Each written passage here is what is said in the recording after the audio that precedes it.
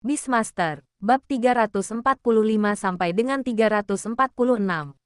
Bab 345 masalah seorang jenius. Orang tua yang dibenci. Qiao Bai mundur selangkah. Dalam 2 tahun, siapapun yang bisa menemukan jawabannya bisa menjadi muridku. Tidak seorang pun yang berhasil menemukan jawabannya dalam 2 tahun. Qiao Bai terdiam sejenak, lalu melanjutkan perkataannya di bawah tatapan tegang semua orang. Kalau begitu, aku akan mengajarimu saat aku punya waktu atau saat aku tertarik. Banyak siswa, kelompok itu saling memandang dengan bingung. Di satu sisi, beberapa orang merasa permintaan Qiao Bai terlalu keterlaluan. Di satu sisi, saya merasa itu tidak terlalu keterlaluan. Mereka telah menyaksikan kejeniusan Qiao Bai secara langsung hari ini. Sebagai seorang siswa, jika Anda ingin menyamai guru jenius tersebut, Anda juga harus menjadi jenius. Tingkat itu bahkan berada di luar jangkauan para jenius biasa. Tentunya tidak seburuk itu. Sehingga saat guru memberikan pelajaran, murid-murid tidak mengerti apapun. Bukan. Banyak orang menyerah. Sekelompok kecil orang juga mulai sangat bersemangat untuk menjadi murid Profesor Qiao Bai. Menurut Profesor Qiao Bai, mereka bukan siswa dalam kelas besar, melainkan mereka yang menerima bimbingan belajar individual. 1 lawan 1 atau 1 lawan 2. Singkatnya, ini adalah pelajaran mini berkualitas tinggi. Siapa yang tidak tergoda, belum lagi mempelajari lebih banyak keterampilan dan kemampuan, hanya memiliki gelar murid Qiao Bai saja sudah merupakan keuntungan besar. Prospek masa depan dan prospek keuangan mereka cerah. Tindakan berbicara lebih keras daripada kata-kata. 2 tahun mungkin terdengar lama, tetapi sebenarnya tidak lama sama sekali, terutama jika menyangkut penelitian jalur evolusi baru untuk hewan peliharaan. Waktu terasa berlalu begitu cepat. Profesor Qiao Bai, mungkinkah beberapa orang bisa bekerja sama? Seorang mahasiswa bertanya dengan keras. Qiao Bai menjawab tanpa ragu, tentu saja. Mengumpulkan inti pemikiran setiap orang dan akhirnya mencapai suatu hasil juga merupakan pilihan yang baik. Dia langsung didesak untuk menjawab, apakah Profesor Qiao Bai akan menerima semua orang dalam tim? Itulah inti persoalannya. Qiao Bai tertawa mendengar ini. Asalkan semua orang berusaha, maka semuanya baik-baik saja. Mencoba mengambil untung dari kekacauan. Tidak, saya menolaknya. Semua orang mengangguk setuju, memahami. Mereka sangat mengetahuinya. Mereka tidak akan mencari orang-orang oportunis untuk membagi hasil rampasannya. Mereka tidak gila. ... Ketika kelas terbuka selesai, waktu makan siang sudah lewat. Qiao Bai melangkah turun dari panggung. Tampak kelelahan. Saya kelelahan. Benar-benar kelelahan. Zhou Xinran, yang duduk di belakang panggung, berjalan mendekati Qiao Bai di suatu titik. Mendengar ini, dia menatap Qiao Bai dan berkata sambil tersenyum. Setelah lelah sepanjang pagi, kamu bisa hidup tanpa beban selama setahun penuh. Jika aku bisa melakukan itu, aku pasti tidak akan keberatan merasa lelah sebentar. Setelah mendengarkan kata-kata Zhou Xinran, Qiao Bai berpikir sejenak dan kemudian mengangguk. Kamu benar. Qiao Bai menatap Zhou Xinran dengan ekspresi tulus, lalu berkata sambil tersenyum. Sayangnya, Guru Zhou, Anda tidak seberuntung saya. Zhou Xinran, dia tidak memutar matanya langsung ke wajah Qiao Bai. Dia bersikap sopan padanya. Penuh kebencian. Perkataan anak itu sungguh menyebalkan. Bahkan Zhou Xinran, yang sudah mengetahui kepribadian Qiao Bai, tidak dapat menahan perasaan sedikit marah. Untungnya, Zhou Xinran cepat tenang. Gerakanmu hari ini, Zhou Xinran ragu-ragu, tidak dapat menyelesaikan kalimatnya. Zhou Xinran memandang Qiao Bai. Cek-cek, aku sudah bisa membayangkan betapa besar dampak kelas terbuka hari ini jika dipublikasikan. Kamu tidak lupa, kan? Semua mata kuliah terbuka sudah diunggah di situs web resmi sekolah. Qiao Bai tersenyum ringan dan mengangkat bahu. Tentu saja aku tidak peduli. Ngomong-ngomong, aku mungkin tidak akan muncul di depan umum selama 6 bulan ke depan atau lebih. Saat berbicara, Qiao Bai menatap Zhou Xinran dengan pandangan penuh arti. Menurutmu, siapa yang akan menjadi pembuat onar sebenarnya? Setelah mengatakan itu, Qiao Bai terkekeh. Zhou Xinran tetap diam. Zhou Xinran tiba-tiba berhenti tertawa. Zhou Xinran mengulurkan tangan dan mencengkeram erat pakaian Qiao Bai, menatapnya tajam sambil berkata, "Jangan berani-beraninya kau lari. Aku tidak melarikan diri. Aku hanya merencanakan waktuku dengan bijaksana." Qiao Bai menyelamatkan pakaiannya dari tangan Zhou Xinran. Ujung bajunya tampak kusut, tapi tidak apa-apa. Biarkan saja. Selama 6 bulan ke depan, aku bukan lagi Profesor Qiao Bai yang mempelajari evolusi hewan peliharaan. Aku akan menjadi Qiao Bai, sang penjinak binatang. Mari kita bicarakan ini ketika Profesor Qiao Bai yang mempelajari evolusi hewan peliharaan kembali. Qiao Bai terang-terangan berbuat curang. Zhou Xinran mengalami sakit kepala yang parah. Saya menertawakan Huangzu beberapa saat yang lalu. Tetapi kemudian saya sadar bahwa saya mungkin akan menjadi orang yang menertawakan diri saya sendiri selanjutnya. Minggir dari hadapanku. Memikirkan hal itu, Zhou Xinran melambaikan tangannya dengan tidak sabar ke arah Qiao Bai. Minggir dari hadapanku sekarang juga. Kalau tidak, aku akan benar-benar marah. Qiao Bai tertawa terbahak-bahak. Oke, saya pergi sekarang juga. Setelah berkata demikian, Qiao Bai sama sekali tidak menahan diri, menepuk pantatnya dan menghilang dari pandangan Zhou Xinran. Kecepatannya luar biasa cepat. Zhou Xinran bahkan belum bereaksi. Pada saat Zhou Xinran menyadari ada sesuatu yang salah. Qiao Bai, waktunya pulang. Saya, Qiao Bai, kembali ke NY. Cek-cek, seperti yang kuduga dari Profesor Qiao Bai. Pria yang bisa menimbulkan badai berdarah tak terhitung jumlahnya. Kapanpun dan dimanapun. Siapa yang bisa membantahnya? Lihat saja betapa banyaknya diskusi tentang Profesor Qiao Bai di internet. Tapi langkah Profesor Qiao Bai sungguh luar biasa. Dia mulai meneliti begitu dia bilang mau. Dan dia membuat evolusi begitu cepat. Begitu cepatnya. Rasanya dia bahkan tidak perlu berpikir. Lucu sekali. Ada orang-orang di internet yang bilang si Anu itu tanaman yang disewa Profesor Qiao Bai. Di dalam lembaga penelitian Qiao Bai, sekelompok orang duduk bersama, memegang telepon mereka dan bergosip. Ini terutama terkait dengan Qiao Bai. Sebagai karyawan di bawah Qiao Bai, mereka merasa sudah menjadi tugas mereka untuk mengenalnya lebih baik. Dengan cara ini, kita dapat segera memberitahu Qiao Bai ketika dia membutuhkan sesuatu. Batuk-batuk, tentu saja bukan karena mereka penasaran. Kulang dan Kuhua juga berbaur dengan kerumunan. Mereka dibawa kembali dari Huangzu karena berbagai alasan, dan juga karena keinginan saudaraku sendiri. Mereka memilih untuk bergabung dengan lembaga penelitian Qiao Bai. Tentu, tidak benar-benar seorang karyawan formal, paling-paling seorang pekerja sementara. Selain itu, saudaraku memiliki kepribadian yang baik. Dan semua orang di lembaga penelitian tahu siapa yang menyebabkan insiden sebelumnya. Jadi mereka tidak memiliki perasaan buruk terhadap saudaraku. Keduanya dengan cepat terintegrasi ke dalam lembaga penelitian.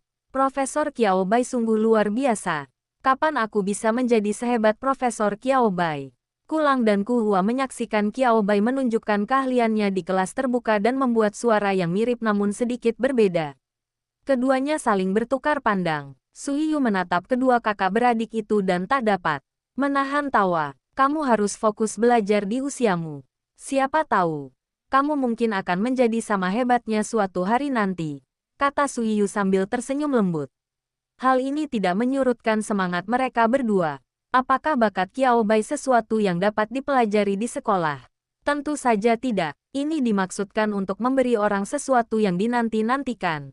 Kulang mengerutkan bibirnya. Tidak apa-apa. Aku tahu keterbatasanku sendiri. Untuk menjadi sebaik Profesor Qiao Bai. Baiklah. Tak apa. Kulang menggelengkan kepalanya dengan panik.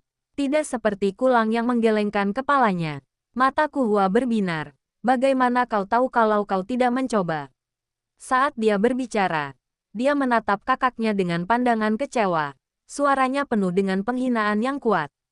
Kakak, berada di dekat menara air berarti kita akan melihat bulan lebih dulu. Apa kamu tidak merasa bersalah karena tidak memanfaatkan posisi yang bagus ini? Kalau yang lain bisa, kita berdua bisa bekerja sama dan mencobanya juga. Mungkin kita bisa menemukan jalur evolusi rubah bulan kecil itu. Kulang, Kulang dimarahi habis-habisan oleh kakaknya hingga dia tidak berani mengeluarkan suara sedikit pun. Baiklah, baiklah, aku akan mendengarkanmu. Melihat adik perempuannya hendak marah lagi, Kulang segera setuju. Itu hanya bekerja sama dengan saudara perempuanku. Keduanya pernah berkolaborasi dalam penelitian saat membuat ramuan. Ini hanya masalah meniru metode lama. Itu bukan masalah besar. Tidak masalah. Melihat Kulang telah setuju, Kuhua akhirnya menghela napas lega. Saya meninggalkan Kucheng. Kita sudah menyingkirkan ketuaku itu. Kesehatan orang tua saya berangsur-angsur membaik, dan mereka perlahan kembali sehat. Sang saudara, yang sebelumnya bekerja keras, tiba-tiba tampak santai, tampak malas dan tanpa tujuan. Kuhua tidak dapat mengalahkan mereka dalam perkelahian, dan mereka tidak mau mendengarkan bahkan setelah dia mengumpat mereka. Apa yang bisa dilakukan Kuhua? Kita tidak dapat mengharapkan bertemu dengan mukjizat atau orang baik yang akan menolong kita saat hal serupa terjadi lagi, bukan? Pada akhirnya, hal yang paling penting adalah menjadi lebih mampu. Ketika Kuhua melihat Qiao Bai mengungkapkan persyaratannya untuk menerima peserta magang di akhir kelas terbuka, dia langsung menjadi bersemangat. Ini kesempatan bagus. Mereka masih menempati lokasi geografis yang bagus. Jadi sungguh tidak masuk akal untuk tidak memperjuangkannya. Hanya dalam 2 hari, kecepatan penyebaran kursus terbuka Qiao Bai secara daring jauh melampaui ekspektasi. Penyakit ini menyebar dengan cepat dari kota Jinyang ke segala arah. Banyak orang-orang di industri, khususnya, melihat video tersebut. Di dalam lembaga penelitian khusus di Cina Barat Laut, banyak anggota staf yang mengenakan jas putih. Dengan hanya sedikit perbedaan dalam detailnya, bergerak di antara mereka. Ketika tiba saatnya bersantai dan makan, mereka duduk di area kafetaria dan mulai mendiskusikan masalah ini. Pernah dengar tentang Qiao Bai? Dia kelihatan sangat mengesankan. Ya, melihatnya terasa seperti mimpi. Apakah ini perbedaan antara orang-orang? Tentu saja tidak. Itulah perbedaan antara manusia dan jenius. Mengerti? Cek. Tapi kalau Qiao Bai ini memang sehebat itu, kenapa kita tidak biarkan dia bergabung dengan proyek kita? Bukankah kita bisa langsung menghasilkan hasilnya? Dahi, staf terakhir yang berbicara menyadari bahwa begitu dia selesai berbicara, seluruh kafetaria menjadi sunyi. Staf yang berbicara tampak agak kaku. Mereka tidak berani menoleh ke belakang sama sekali. Bisakah dia berpura-pura tidak terjadi apa-apa? Jelas sekali, melarikan diri tidak ada gunanya. Orang di belakangnya tidak memberinya kesempatan itu sama sekali. Apa yang sedang kamu bicarakan? Sebuah suara yang begitu berwibawa sehingga membuat mereka yang sedang makan pun merasa sakit perut datang dari belakang. Staf terakhir yang berbicara menatap rekan-rekannya.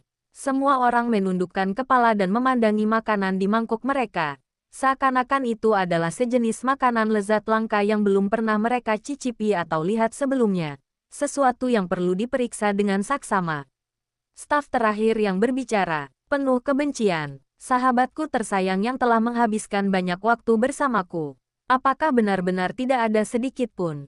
Kalau saja ada yang mengingatkannya, itu bagus. Staf itu hanya bisa memaksakan senyum kaku dan perlahan. Dengan sangat enggan, menoleh untuk melihat orang di belakangnya. Profesor Xi, ketika melihat wajah tegas dan gelap itu, yang tampak seperti seseorang yang berutang banyak padanya, anggota staf itu, yang akhirnya mengumpulkan keberanian, tidak dapat menahan diri untuk tidak tergagap. Mustahil, wajah Profesor Xi terlihat sangat mengerikan. Nyata, akan sulit bagi kebanyakan orang untuk mengucapkan beberapa kalimat lengkap di bawah tatapan Profesor Xi. Apa yang sedang kalian bicarakan? Sebagai profesor penelitian evolusi hewan peliharaan yang paling sentral dan berperingkat tertinggi di seluruh lembaga penelitian, Xi Hong tidak menunjukkan temperamen yang lembut. Mengapa kita harus moderat? Untuk melakukan penelitian, Anda harus profesional dan fokus. Suasana yang menyenangkan bukanlah yang diinginkannya. Jika bisa, Xi Hong berharap semua orang, termasuk dirinya sendiri, bisa seperti robot, hanya perlu mengganti komponen secara berkala, dan bisa bertugas di pos mereka 24/7. Disayangkan, tidak, namun, Kebijakan dan pedoman Si Hong tidak akan disesuaikan. Belum lagi proyek penelitian yang sedang mereka garap itu sangat penting. Jadi tidak berlebihan jika mereka menggunakan taktik menekan yang keras kepada bawahannya. Si Hong menatap tajam ke arah anggota staf yang baru saja berbicara. Ekspresinya menjadi lebih serius dan dingin. Menurutmu siapa yang bisa menyelesaikan proyek kita dalam 1 menit? Anda, staf hendak menjelaskan. Mendengar Si Hong mengatakan kalimat lain setelahnya, dia hampir pingsan. Tidak. Stafnya bahkan tidak berani gagap lagi. Jika kesalahpahaman ini terus berlanjut, siapa tahu keadaan akan semakin memburuk. Menjelaskan. Kita perlu menjelaskan ini segera. Tanpa memberi Si Hong kesempatan untuk bertanya lebih lanjut, anggota staf itu dengan cepat menjelaskan seluruh cerita tentang apa yang baru saja terjadi. Benar sekali. Jangan salah paham. Profesor, itu benar-benar bukan aku. Aku tidak punya kemampuan itu. Saat Si Hong mendengarkan, alisnya berkerut sedikit demi sedikit. Ketika Si Hong mengucapkan nama Qiao Bai, ekspresinya tidak terlihat baik. Melihat ini, anggota staf lainnya saling bertukar pandang, merasakan sesuatu yang berbeda dalam nada bicara Si Hong. Jadi, apakah profesor mereka punya masalah dengan Profesor Qiao Bai? Bab 346 mau jadi musuh seluruh dunia di masa depan. Lakukan saja. Emosi ini tampaknya sangat aneh. Mereka tidak berani tidur saat menghadapi Si Hong. Namun ketika mereka saling bertukar pandang secara diam-diam di tempat pribadi, mereka cukup berani. Si Hong linglung sejenak. Pikirannya melayang ke banyak hal. Namun seolah-olah dia tidak memikirkan apapun. Dia menundukkan kepalanya lagi. Dia kemudian melihat sekelompok orang berbisik-bisik satu sama lain di depannya. Si Hong mengangkat sebelah alisnya. Tampak seperti hendak marah. Profesor Si, kemari dan lihatlah. Tepat saat itu, sebuah kepala muda menyembul dari luar. Anggota staf lainnya segera bernapas lega saat melihat ini. Dia adalah murid Profesor Si. Oke, juru selamat mereka telah tiba. Ada harapan. Kata-kata ini tertulis di mata setiap orang. Si Hong bahkan tidak melirik mereka, tetapi mengangguk kepada para murid di luar pintu. Mereka telah tiba. Profesor Si pergi. Suasana di seluruh kafetaria menjadi lebih santai. Saya tidak tahu siapa yang menghela napas panjang pertama kali. Suara serupa terdengar silih berganti. Fiu, itu membuatku sangat ketakutan. Syukurlah, kakak senior Lin datang tepat waktu. Kakak senior Lin adalah penyelamat kita. Tapi ngomong-ngomong, bukankah kalian semua penasaran tentang apa yang sebenarnya terjadi antara Profesor Si dan Qiao Bai itu? Kata-kata itu jatuh. Kafetaria kembali sunyi. Orang yang berbicara itu segera berbalik dan menoleh ke belakang. Bukannya Profesor Si telah kembali. Untunglah. Tetapi, saya penasaran. Tapi saya pikir, orang lain berbicara perlahan. Baiklah. Lebih baik kau kurangi rasa ingin tahumu sedikit di depan Profesor Si. Orang yang berbicara sebelumnya juga terdiam sejenak. Jangan katakan itu. Tahukah kamu, itu sangat masuk akal. Lebih baik diam saja. Di sisi lain, Lin Zhou berjalan di samping Si Hong, tersenyum sambil menatapnya. Tidak seperti yang lain. Ia tampak tidak takut sama sekali dengan ekspresi muram Si Hong. Guru, kenapa repot-repot? Kami cuma santai sambil makan malam. Si Hong mendengus pelan saat mendengar ini. Ekspresinya tampak sangat serius. Tidak sama, ekspresi Si Hong terlihat sangat serius, yang membuatnya tampak lebih hikmat. Jika ada orang lain yang berjalan di samping Si Hong, mereka pasti akan terlalu takut untuk berbicara saat ini. Saya tidak akan menahan apapun yang dikatakan orang lain yang bertentangan dengan keinginan saya. Tapi bagaimana Anda bisa bilang kita bisa menyelesaikan proyek ini dalam hitungan menit, mengingat pentingnya proyek ini? Pembicaraan yang tidak bertanggung jawab. Pada akhirnya, Si Hong yang awalnya hanya sedikit marah, mulai menjadi sangat marah. Lin Zhou membuka mulutnya, ingin mengatakan sesuatu untuk meredakan suasana. Tetapi dia tidak tahu bagaimana mengatakannya dengan tepat. Yang ini, Lin Zhou masih memeras otaknya. Lalu Si Hong melanjutkan berbicara. Lalu bagaimana dengan Qiao Bai itu? Apakah itu namamu? Si Hong melirik Lin Zhou. Dan Lin Zhou mengangguk. Itulah namanya. Dia kenal orang ini. Wajah Si Hong kembali muram. Anak-anak muda zaman sekarang benar-benar. Berani-beraninya mereka memamerkan pengetahuan mereka yang setengah matang. Omong kosong. Si Hong memberikan teguran keras. Lin Zhou bahkan semakin kehilangan kata-kata. Guru, maksudku, mungkinkah Qiao Bai ini benar-benar berbakat? Lin Zhou menatap gurunya tanpa daya. Karena telah lama berada di sisi Si Hong, Lin Zhou pun mengetahui kepribadiannya. Dia bukan orang jahat, namun terkadang saya menanggapi segala sesuatunya terlalu serius. Lalu ada sedikit hal yang tidak dapat saya jelaskan dengan jelas. Ya, keras kepala, dan tidak mau mengaku kalah. Lin Zhou tidak bisa berbicara buruk tentang gurunya. Tetapi Lin Zhou berkata bahwa beberapa orang, menurut pendapatnya, tidak seperti yang dijelaskan gurunya.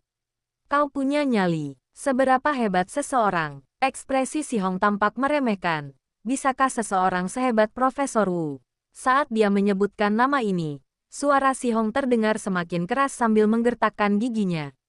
Profesor Wu, Wu Qingsan, satu-satunya profesor di Tiongkok dengan keahlian setingkat harta nasional dalam studi evolusi hewan peliharaan.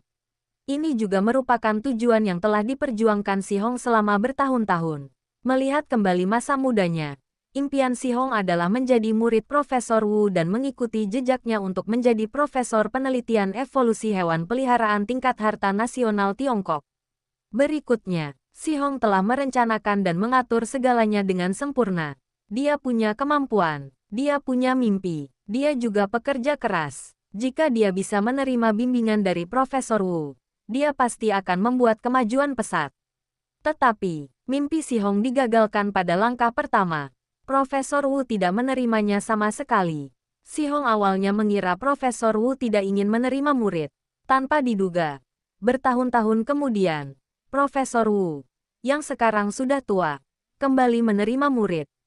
Hal ini membuat Si Hong, yang telah memulai perjalanan menjadi profesor yang meneliti evolusi hewan peliharaan, merasa sangat kesal. Perasaannya terhadap Profesor Wu pun berubah dari kekaguman yang murni di awal menjadi perasaan yang kompleks dan tak terlukiskan. Ini bukan pertama kalinya Profesor Wu dibandingkan dengan peneliti lain yang mempelajari evolusi hewan peliharaan. Kalau saja bukan karena sifat baik lelaki tua itu, tingkat kebencian sudah mendekati titik maksimal. Meski begitu, Si Hong masih berhasil mengumpulkan banyak kebencian terhadap orang tua itu. Tanpa diduga, Lin Zhou tampak agak gelisah setelah mendengar kata-kata Si Hong. Si Hong, begitulah adanya. Lin Zhou berdeham. Dia tahu bahwa gurunya pada umumnya tidak tertarik pada hal-hal semacam ini. Jadi dia pada dasarnya tidak mau repot-repot mencari tahu tentang hal itu. Meski usianya sudah lanjut, ia tetap mendedikasikan dirinya pada proyek penelitiannya sepanjang hari. Saya fokus, akan tetapi, pada taraf tertentu, ia juga menjadi tidak terhubung dengan dunia luar. Jika bukan karena Lin Zhou, seorang pelajar, reputasi Si Hong pasti akan lebih buruk lagi. Lin Zhou mengingat masa lalu Qiao Bai dan akhirnya berkata perlahan, Profesor Qiao Bai ini pasti sangat cakap. Sulit untuk mengatakan apakah dia bisa dibandingkan dengan kakek Wu. Sebelum Si Hong sempat marah, Lin Zhou memanfaatkan kesempatan itu untuk melanjutkan. Ngomong-ngomong, kakek Wu sendiri sangat mengagumi Profesor Qiao Bai. Ada rumor yang mengatakan bahwa kakek Wu sangat ingin mengangkatnya sebagai muridnya. Si Hong, tanda tanya besar muncul di atas kepala Si Hong. Matanya dipenuhi keraguan yang mendalam. Omong kosong apa yang kau bicarakan? Aku belum pernah mendengar ini sebelumnya. Si Hong berhenti sejenak saat berbicara. Dia kemudian melanjutkan. Lagi pula, Profesor Wu tidak memiliki murid baru saat ini. Si Hong membuat sumpah. Ini jelas bukan karena dia memperhatikan Qiao Bai. Ini bukan tentang memperhatikan Tuan Wu. Sebaliknya, mengingat status dan kedudukan Tan Wu, tindakan apapun yang diambilnya, terutama menerima pekerja magang, pasti akan menimbulkan kekacauan dalam lingkaran sosialnya. Saat Qiao Bai tampil pertama kali, kakek Wu pasti akan keluar untuk mendukungnya. Atau dia akan memberikan beberapa petunjuk kepada para profesor di industri itu di belakangnya. Namun, tidak ada satupun yang tersedia. Si Hong belum pernah mendengar berita apapun. Sama sekali tidak ada hubungan antara Qiao Bai dan kakek Wu. Paling-paling. Itu hanya hubungan yang berdasarkan interaksi normal. Lin Zhou. Oke. Lin Zhou mendesah tak berdaya. Apa yang dapat dia lakukan jika gurunya keras kepala? Kita tidak bisa begitu saja menelanjangi guru di sini. Bukan. Tidak. Ini sangat buruk. Kita semua harus sedikit lebih baik. Begini. Waktunya seharusnya sekitar. Lin Zhou terdiam. Seolah mengingat sesuatu. Sekitar waktu ketika Qiao Bai mengembangkan sistem kesukaan. Bukankah justru karena niat baik inilah kakekku mampu mendorong proyek utama? Niat baik inilah yang menghasilkan terobosan krusial. Konon, lelaki tua itu mulai menaruh hati pada Profesor Qiao Bai sekitar waktu itu. Tuan Tua Wu bahkan melakukan perjalanan pribadi ke kota New York. Masalah ini agak rahasia. Lin Zhou tahu itu karena suatu kebetulan. Sebenarnya, dia kebetulan berada di kota New York saat itu. Dan dia melakukan penyelidikan awal. Lalu saya diperingatkan. Lin Zhou dengan demikian mengetahui lebih banyak tentang kisah di balik layar. Saya sudah tahu tentang Qiao Bai sejak lama. Memikirkan hal ini, perasaan Lin Zhou masih sedikit rumit. Ini sungguh rumit. 2 tahun lalu, saat itu, meskipun Lin Zhou tahu tentang kesan positif yang dibuat Qiao Bai, dia tidak menganggap Qiao Bai serius. Mereka juga merasa bahwa terlalu berlebihan bagi kakek Wu untuk menganggap Qiao Bai sebagai muridnya. Apakah Qiao Bai benar-benar mampu mengemban tanggung jawab ini? Singkatnya, ada berbagai macam pendapat yang tidak optimis terhadap Qiao Bai. 2 tahun telah berlalu dalam sekejap mata. Qiao Bai bagaikan bintang yang sedang bersinar terang dan tiba-tiba muncul. Melesat melintasi langit dengan kecepatan yang tak terhentikan dan muncul di hadapan semua orang. Dan meredupkan semua bintang yang pernah bersinar. Ia menjadi bintang paling cemerlang pada masanya. Bahkan pada era sebelumnya. Perasaan Lin Zhou rumit dan sulit. Ini sangat rumit. Ia berharap dapat kembali ke 2 tahun lalu dan menemukan Qiao Bai lagi sehingga ia dapat melihat dengan mata kepalanya sendiri bagaimana Qiao Bai berhasil sampai ke tempatnya saat ini. Selangkah demi selangkah. Lin Zhou tidak dapat memahaminya. Saya benar-benar tidak dapat memahaminya. Apa yang terjadi dengan janji bahwa kita semua adalah manusia? Mengapa hanya Qiao Bai yang berevolusi secara diam-diam? Dia, yang telah belajar di bawah bimbingan Profesor Si Hong selama bertahun-tahun, hampir disusul oleh Qiao Bai. Kurang lebih begitulah adanya. Lin Zhou menggelengkan kepalanya, mengusir semua emosi yang rumit dan tak terlukiskan itu. Dia bukan orang yang suka berkubang dalam rasa mengasihani diri sendiri.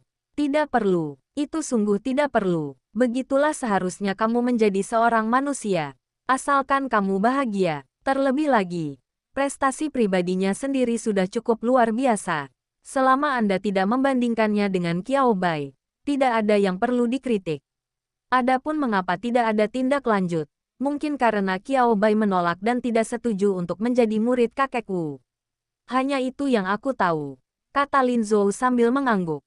Tidak ada yang terlewatkan. Seharusnya begitu. Lin Zhou tersenyum dan berkata, kakekku pasti sangat menghormati Profesor Qiao Bai. Kalau tidak, dia tidak akan sejauh ini untuk mengundangnya.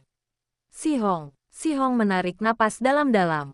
Dia menarik napas dalam-dalam lagi, yang mencegahnya melakukan apapun yang tidak ingin dilihatnya dalam kemarahannya.